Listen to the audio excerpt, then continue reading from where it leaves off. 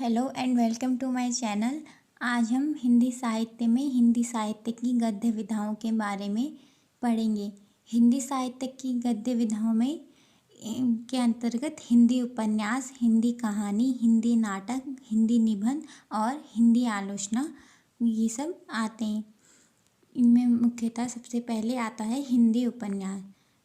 तो आज हम हिंदी उपन्यास का उद्भव और विकास पढ़ेंगे। हिंदी उपन्यास का उद्भव और विकास 19वीं शताब्दी के उत्तरार्ध में माना जाता है। मतलब ये 19वीं शताब्दी के आसपास प्रारंभ हुआ था। वैसे तो संस्कृत में इससे पहले पंचतंत्र, सरित सागर, कादम्बरी आदि नीति प्रधान कथाएं लिखी गई थी, लेकिन जो आधुनिक हिंदी उपन्यास था वो कथ्य और शिल्प की दृष्टियों से प्राचीन कथा साहित्य से भिन्न था। हिंदी उपन्यास का उद्भव पश्चिम के प्रभाव से माना जाता है। हिंदी में उपन्यास रचना अंग्रेजी और बांग्ला के माध्यम से प्रारंभ हुई, क्योंकि जो बंगाल में उपन्यासों की रचना हिंदी से पहले प्रारंभ हुई थी, तो हिंदी उपन्यास साहित्य पर बंगला के लेखकों का प्रभाव अधिक है। मतलब उस तरफ के राइटर ज़्यादा थे उपन्यास जिन्होंने लिखे थे।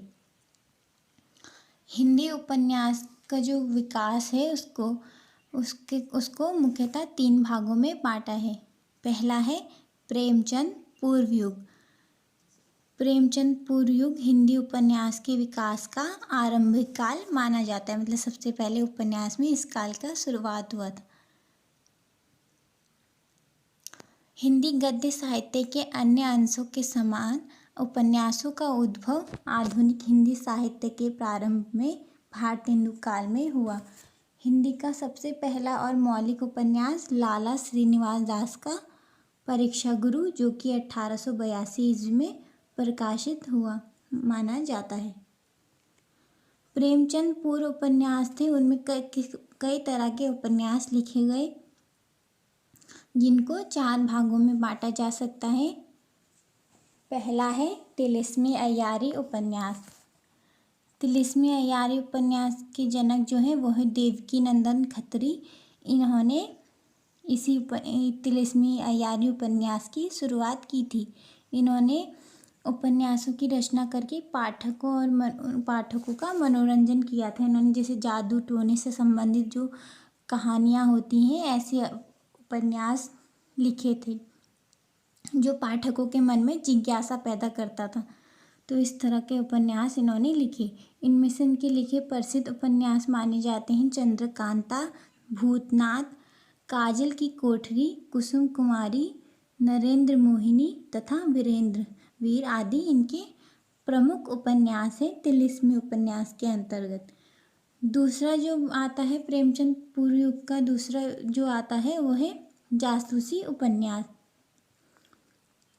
जासूसी उपन्यास में है बाबू गोपाल राम गहमरी ने जासूसी उपन्यासों की धारा प्रारंभ करी।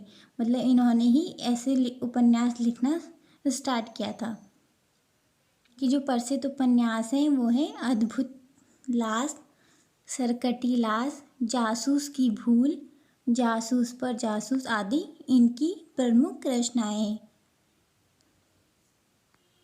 मतलब किसी हत्या अथवा लावारिस लाश की छानबीन से मतलब ऐसी कहानियाँ इन्होंने लिखी थी जो मतलब समाज को एक सीख दे सके, वैसी कहानियाँ इन्होंने लिखी थी। तीसरा जो आता है वो है ऐतिहासिक उपन्यास। ऐतिहासिक उपन्यासों का संबंध भारतीय अतीत की गौरव गाथा से रहा है। इनमें से मुख्य कवि हैं किशोरी लाल गोस्वामी, गंगा प्रसाद गुप्त। नेक्स्ट आता है सामाजिक उपन्यास। सामाजिक उपन्यासों में नैतिकता की स्पष्ट झलक देखी गई है।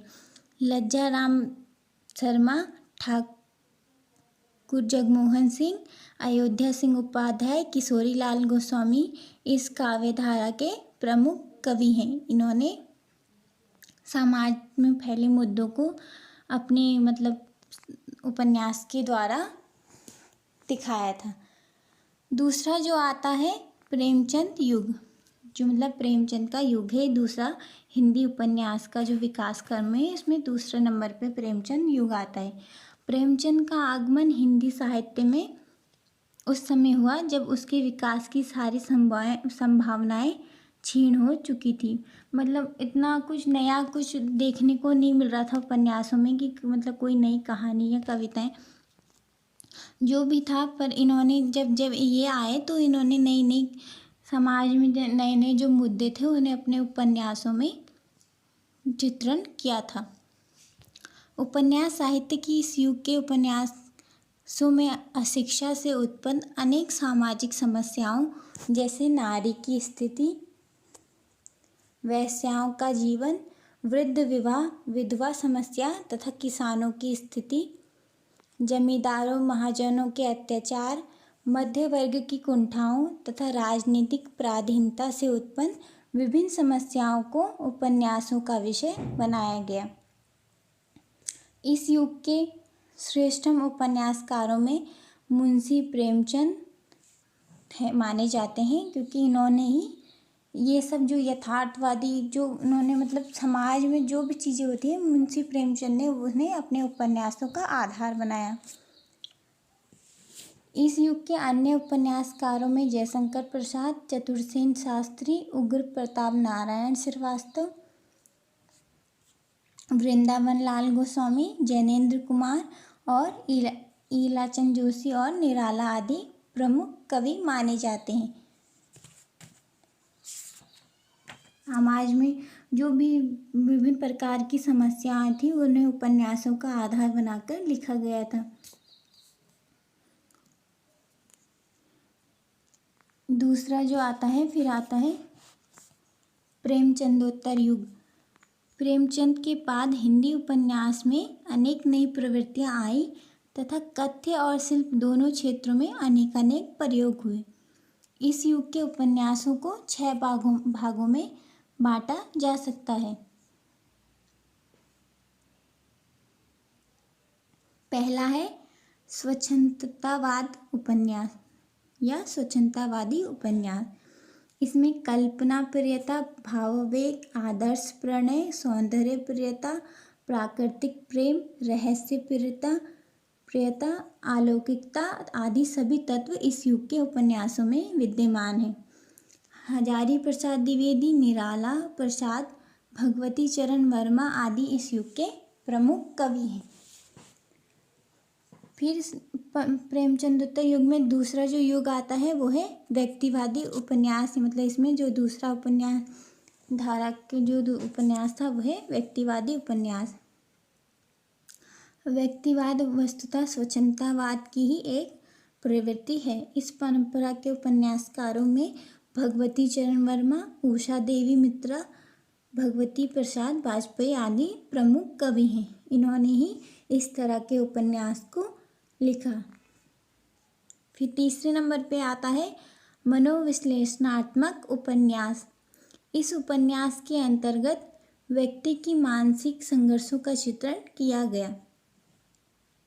इन उपन्यासों में विशेषता यौन वृत्तियों, दमित वासनाओं, कुंठाओं, ग्रंथियों का विश्लेषण किया गया। जो भी मनुष्य के मन में जो भी मतलब कुंठा आदि का विषय चलता रहता था उसका इस समय विश्लेषण किया गया और उपन्यासों में उसको दर्शाया गया। ईलाचंद जोशी, धर्मवीर भारती, प्रभाकर माचवे, नरेश मेहता आदि इस धारा के प्रमुख कवि हैं। इन्होंने ही इस प्रकार के उपन्यासों को लिखा था। फिर आता है यथार्थवादी उपन्यास। यथार्थवादी उपन्यास मतलब जो इनमें मतलब कल्पना का कोई वो नहीं था, जो समाज में घट रहा है उसी को ही अपने उपन्यासों में दर्शाया गया था। इसमें इस युग के प्रमुख कवि हैं यशपाल, मन्मथनाथ गुप्त, नागार्जुन, रांगेय राघव आदि प्रमुख कवि हैं। इसके बाद आता है ऐतिहासिक उपन्यास। ऐतिहासिक उपन्यास इसमें जो इस युग के प्रमुख कवि हैं वो है वृंदावन लाल वर्मा, हजारी प्रसाद द्विवेदी, चतुरसेन शास्त्री, राहुल सांकृत्यायन, यशपाल शिव प्रसाद रुद्र आदि इस युग के प्रमुख कवि हैं जिन्होंने ऐतिहासिक उपन्यास लिखा था प्रेमचंदोत्तर युग में। फिर आता है आंचलिक उपन्यास। आंचलिक उपन्यासों में क्षेत्र विशेष की सांस्कृतिक परंपराओं, आर्थिक सामाजिक जीवन, रीति रिवाजों, प्राकृतिक स्थितियों, भाव भाषा आदि का सूक्ष्म विश्लेषण होता है।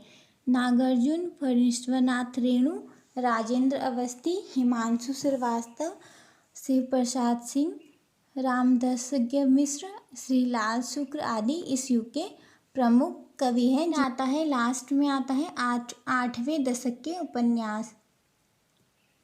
इस युग के उपन्यासकारों में अमृतलाल नागर, काशीनाथ सिंह, लक्ष्मीधर मालवीय, मनु भंडारी, भीष्म साहनी, राजकुमार भ्रमर आदि प्रमुख कवि हैं।